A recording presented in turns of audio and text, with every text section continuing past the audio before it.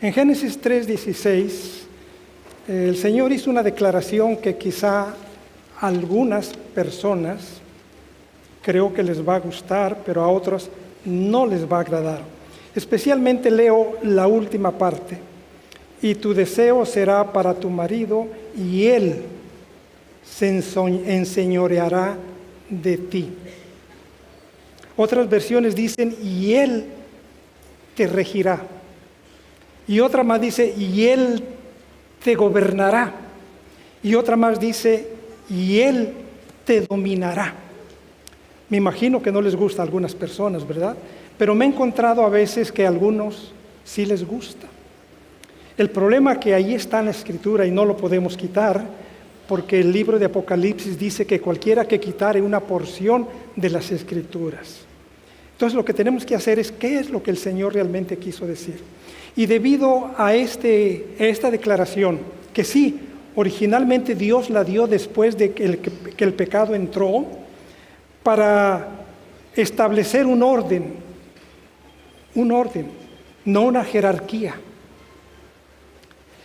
Sin embargo, como la mensajera del Señor dice, de esta supremacía que se le dio al hombre, ha abusado y ha hecho de la vida de la mujer una vida muy dura y muy amarga.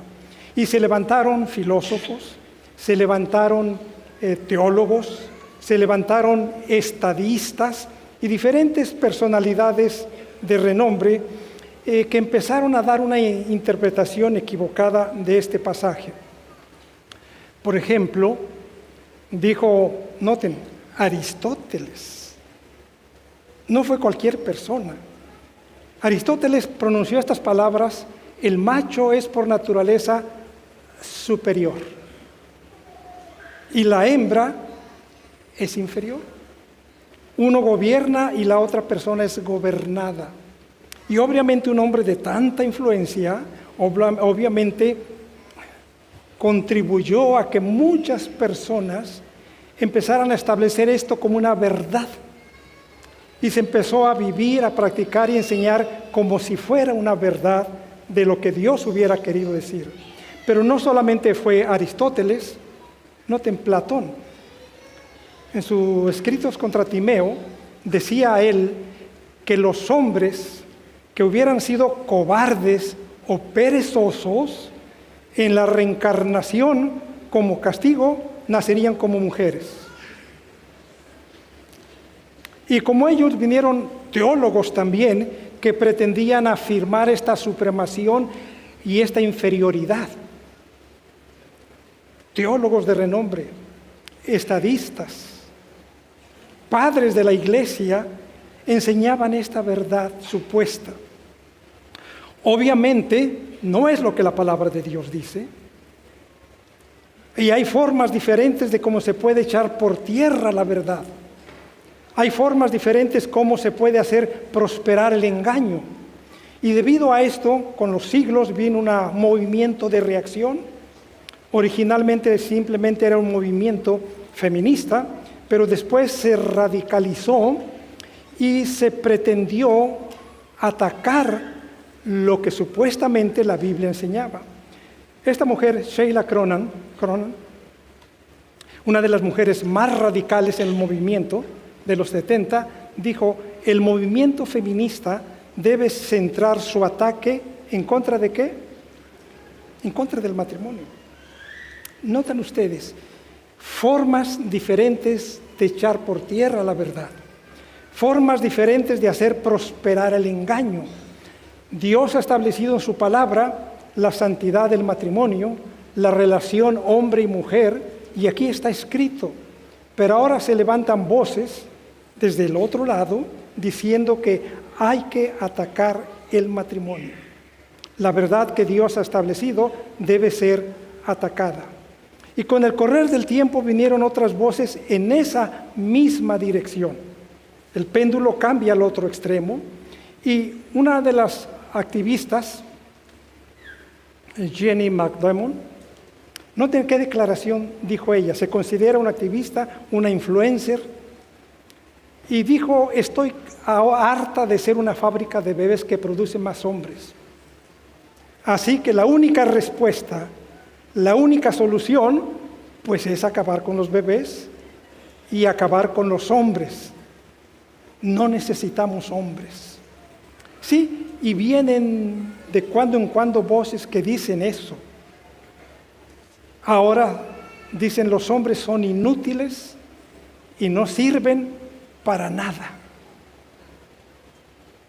Cuando Dios estableció cuál debería ser la relación entre el hombre y la mujer, una relación de confraternidad, de compañerismo, de equipo. Y hay voces que ponen al hombre y a la mujer ahora en una confrontación, en una lucha por el poder, en un dominio. Una vez que Jenny McDermott hizo esta declaración, pareciera ser que solamente estaban esperando una oportunidad para que surgieran voces cada vez más radicales, y surgió este hashtag.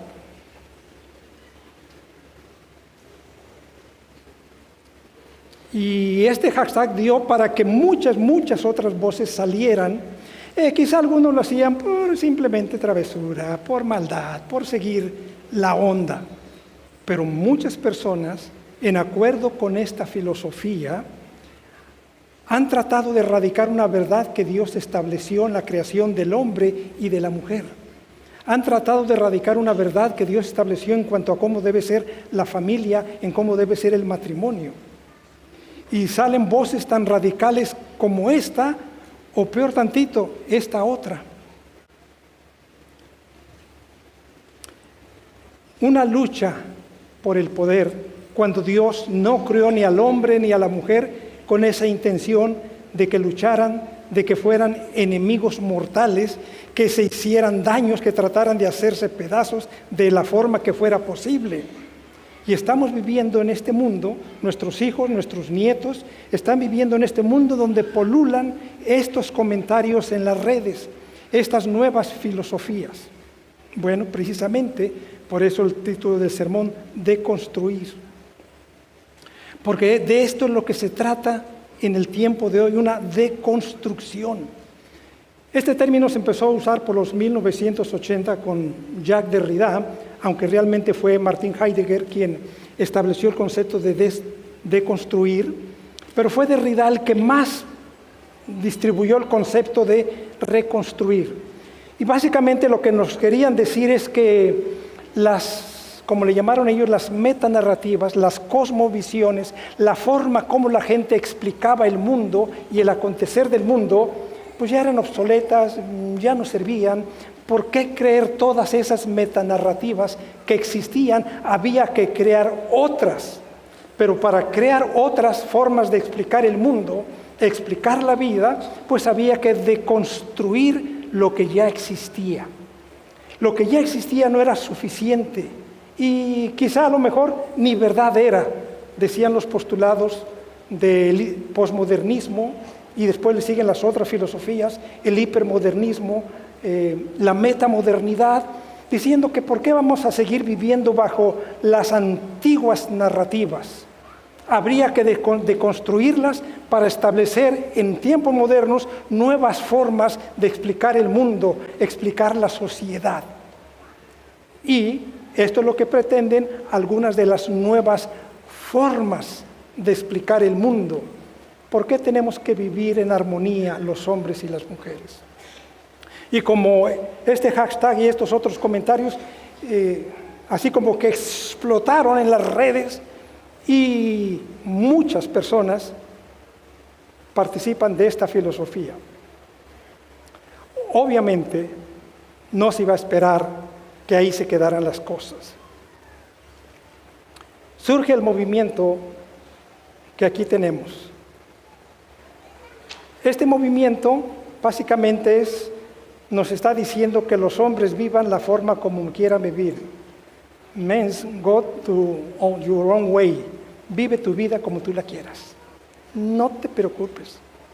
No te preocupes. Vive como a ti se te antoje. Y uno de los mandamientos de este movimiento dice el siguiente: eviten tener pareja. Es el primer mandamiento. ¿Sí? Porque tiene sus mandamientos. 1. Evita tener pareja. Las relaciones entre hombres y mujeres han evolucionado a una situación de guerra.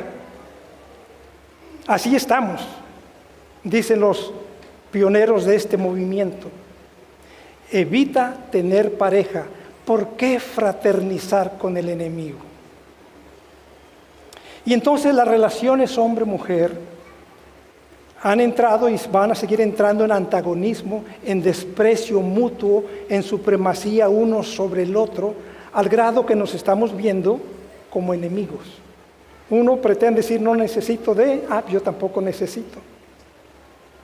Y en este mundo en que vivimos, cada quien empieza a tratar de vivir la vida, escoger su estilo de vida, como quiera, como prefiera o como lo necesita, porque tenemos voces supuestamente de influencia que nos están dando nuevas metanarrativas, nuevas formas de explicar la vida, porque las antiguas, las tradicionales que teníamos, no funcionan para hoy.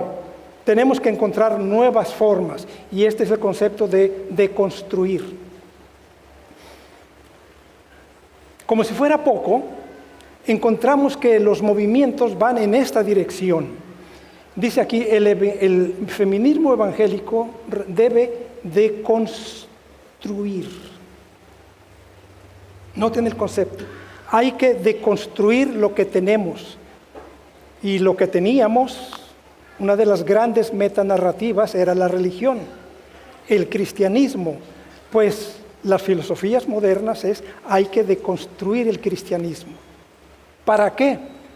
Porque tenemos que quitar la interpretación que la Biblia nos habla de Dios.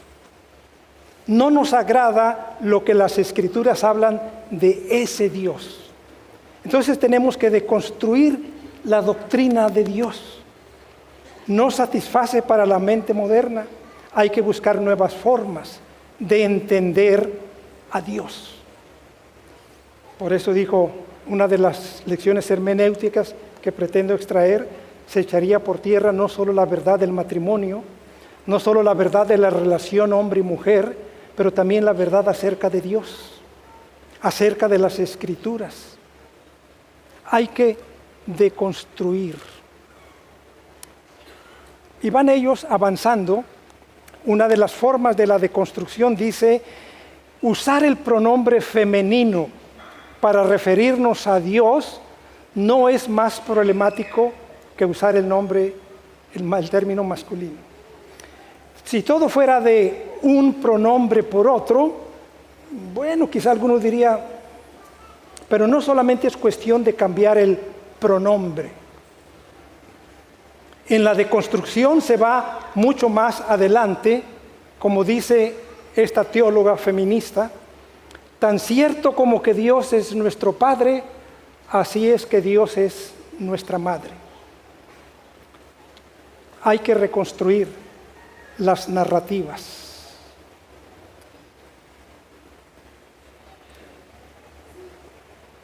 Habría que echar por tierra la verdad, dijo las Escrituras, y con la sagacidad haría prosperar el engaño. Y estas son las voces que hoy se comienzan a creer, que se comienzan a practicar. Si todo quedara allí también en términos de pronombre, no, pero no queda ahí. La deconstrucción va más adelante y es esto, consiste en deconstruir la idea de un Dios para tomarlo un Dios degenerado, o sea, sin género. Eso es lo que la Biblia dice, pero ¿por qué tenemos que creer esa narrativa? Tenemos que encontrar nuevas formas de entender, nuevas formas de explicar la verdad. Tenemos que ir hacia allá, dicen estas voces. ¿Y cuál es una de las propuestas que tienen ellos? Dice, se analizará la forma en la que el cristianismo, es una de las cosas que más quieren deconstruir, el cristianismo. Poco se habla de deconstrucción del hinduismo, del islam, de otras religiones, de otras formas como se explica la vida. El centro es la deconstrucción del cristianismo, tal y como lo dijo el profeta, que se levantaría contra el príncipe de los príncipes y con el engaño haría prosperarlo.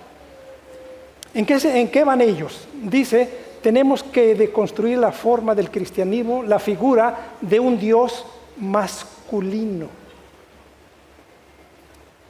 ¿Para qué? Dicen ellos, porque queremos conocer referencias de la diosa madre. Necesitamos encontrar a la diosa madre, pero no solo a la diosa madre, a otras figuras femeninas sagradas. Esto no es una vuelta más que al paganismo con el cual el pueblo de Israel por tanto tiempo luchó. Donde el pueblo de Dios vivía, había estas cuestiones de las diosa madre, figuras sagradas femeninas, y esas son las nuevas propuestas a lo que ellos llaman conceptos modernos. No, es un regreso al paganismo. La famosa deconstrucción que tantos adherentes tiene, mentes proclives, no es otra cosa más que una vuelta al paganismo, porque están tratando de buscar, de encontrar cómo explicar la existencia de una diosa madre y de otras figuras sagradas femeninas. Este es el concepto de la deconstrucción. Y la Biblia dijo que haría prosperar el engaño. Hablaría contra el príncipe de los príncipes. Echaría por tierra la verdad. Como si eso no fuera suficiente, ahora tenemos otro intento de deconstrucción con la teología queer, donde se quiere deconstruir el concepto binario de la creación de Dios. Y en el concepto binario, la Biblia dice que Dios creó varón y hembra, los creó. Pero este movimiento, esta teología queer no quiere un concepto binario. ¿Por qué tenemos que quedarnos en estos conceptos hebreos de Zahar y Nejevá, hombre, mujer, varón y hembra? ¿Por qué no tenemos que creer en la posibilidad de diferentes géneros fluidos? Es más, ¿y por qué quedarnos en un solo género, o en dos, o en tres? ¿Por qué no hablar de un género fluido donde las personas puedan transitar de un género a otro las veces que quieran, cuantas veces quieran? Pero para eso hay que deconstruir lo que la Biblia nos dice. Tenemos que deconstruir lo que en el cristianismo está enseñado y escrito como verdad. Y para eso tenemos que reconstruir nuevas teologías, nuevas formas de explicar. Y por eso hay una ola de teólogos queer. ¿Qué nos dicen ellos? En esencia nos dicen, tú no debes permitir que tus decisiones éticas, notan, tu moral, tu comportamiento, no debes permitir que sea definido por personas de otra cultura, y de otros tiempos. No permitas eso. Y nos invitan, dice, debes atreverte a ser suficientemente iconoclasta. Un iconoclasta es el que se atreve a romper. Es el que se atreve a romper con las formas. Debes atreverte a ser iconoclasta y decir, ¿y qué si la Biblia lo dice? ¿Y qué si la Biblia lo dice? ¿A quién le debe importar lo que la Biblia diga? Y son teólogos. Son teólogos. Pero el enfoque es la deconstrucción del cristianismo, de las Escrituras. Y nosotros por eso tenemos que entender, sí, la iglesia tiene una posición en cuanto a qué es, quién es y cómo va a obrar el cuerno pequeño. Por supuesto que sí, está escrito, está estudiado. Las profecías lo aclaran con claridad. Pero la forma del engaño no es un único camino, hay diferentes formas de cómo hará prosperar el engaño, cómo se levantará contra la palabra de Dios. Y aquí se pretende desacreditar la palabra de Dios para sustituirla con otras narrativas, otras formas de pensar y otras formas de vivir, obviamente. Van más allá. Porque si el Dios de las Escrituras no te gusta, si el Dios de las Escrituras te ofende, pues porque te vas a quedar con ese Dios. Si la Biblia enseña que es normativa y tú no quieres que nadie norme lo que crees, si tú no quieres que nadie norme lo que tú debes vivir, pues aléjate de ese Dios. Y veamos la forma atrevida y hasta blasfema, como este autor le recomienda a personas que dicen: si no te sientes cómodo con esa religión, como está en la Biblia, y te incomoda lo que allí dice, y te incomoda ese Dios que la Biblia habla, miren qué consejo le da. Tú debes ir a tu recámara donde está escondido, camina derecho hacia él y dile: tú no eres Dios, tú eres mentiroso, engañas, tú no tienes interés en mi corazón, tú eres abusivo y destructor. Y noten las palabras que se recomienda que le diga al Dios de la Biblia: tú eres un falso ídolo, un demonio, una imagen satánica. Yo renuncio a ti, no quiero nada contigo, tú estás despedido y sal de mi corazón. Estos son los consejos. Si ese Dios de la Biblia te incomoda por alguna cosa, despídelo. Dile que salga de tu corazón. Renuncia a ese Dios. Esto es lo que la teología queer enseña. ¿Por qué? Porque hay que deconstruir las Escrituras. Hay que deconstruir el cristianismo y establecer nuevas formas.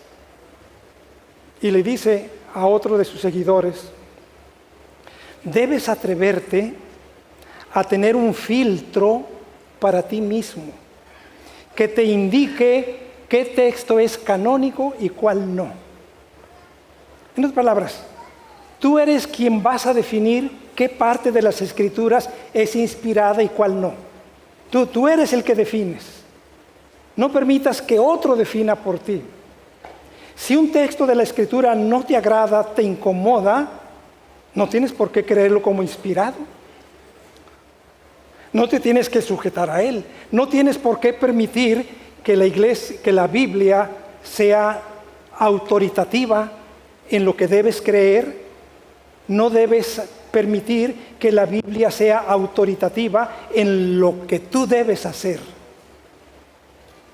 Estas son las nuevas teologías que pretenden prácticamente decirnos que la forma antigua de creer la Biblia no es suficiente para nuestros tiempos de hoy. Y nos llevan a lo siguiente. Entonces, cuando un cristiano lee las obras que haría el cuerno pequeño, de echar por tierra la verdad y de hacer prosperar el engaño, nosotros debemos recordar lo que se nos dijo en las Escrituras. Y el apóstol Pablo dice: toda la Escritura entera es inspirada. Y nosotros todavía, hermanos, deberíamos tener esa forma de pensar y de vivir. Toda la Escritura entera es inspirada. No son porciones, no son aquellas que me incomodan, aquellas que no van con lo que yo quisiera hacer o vivir, como que yo creo que, o como dijo el filósofo, ¿y qué si la Biblia lo dice? La Biblia dice que toda es inspirada y precisamente nos fue dada para enseñarnos. Sí, también fue dejada para reprendernos cuando nos equivocamos. También fue dejada para corregirnos cuando estamos mal. La Escritura toda es inspirada. Y nosotros deberíamos tratar de mantener esa filosofía. La Biblia es autoritativa en fe, pero también en práctica. Para muchos puede ser solamente autoritativa en fe, pero no en práctica. La mensajera del Señor dijo lo siguiente: en el futuro surgirán engaños de toda clase. Necesitamos terreno sólido para nuestros pies. Necesitamos columnas sólidas para la edificación. Ni un alfiler ha de ser quitado de lo que el Señor ha establecido en su palabra. Ni un alfiler. Ni uno. Que lo diga tal filósofo, no importa que lo diga un filósofo. Que lo diga un teólogo, tampoco importa que lo diga un teólogo. Ni un alfiler debe ser quitado de lo que Dios nos ha enseñado. Pero para eso nosotros tenemos que ser fervientes lectores, fervientes conocedores de las Escrituras. También se nos dijo, solo los que hayan estudiado diligentemente, quiero enfatizar, subrayar y poner con todos los colores, diligentemente las Escrituras, y hayan recibido el amor de la verdad en sus corazones, estas personas serán protegidas de los poderosos engaños que cautivarán al mundo. El mundo va a ser cautivado. El mundo va a ser seducido. Quedarán asombrados por estas filosofías, por estas nuevas deconstrucciones. Quedarán asombrados. Asombrarán al mundo. Pero merced al testimonio bíblico, descubrirá al engañador bajo cualquier disfraz. Y este es el desafío que yo quiero presentarles, iglesia. Que seamos lectores fervientes de las Escrituras. Y que en base a lo que las Escrituras nos enseñan, vivamos en la relación hombre-mujer. Vivamos la relación en pareja. Vivamos la relación en familia. Vivamos la relación en la iglesia. Lo que la Escritura dice. El profeta Jeremías, en un tiempo cuando el pueblo de Dios estaba bastante lejos de Dios, le dijo estas palabras: pero ustedes, los de esta generación, presten atención a la palabra de Dios. El pueblo se estaba alejando bastante de Dios. Pareciera ser que la Biblia ya no tenía autoridad sobre ellos. Y se levanta la voz del profeta y dice: vosotros, los de esta generación, presten atención a la palabra de Dios. Yo quisiera decirle a la iglesia de esta generación, mientras voces de deconstrucción se levantan aquí y allá, expertos en hermenéutica se levantan para deconstruir el cristianismo y la palabra de Dios, la voz de Dios a través del profeta Jeremías dice: vosotros, los de esta generación, presten atención a la palabra de Dios. Que esta sea nuestra decisión, prestarle atención a toda la palabra de Dios que ha sido inspirada por el Espíritu Santo y no por ningún filtro humano. Que Dios bendiga a su pueblo.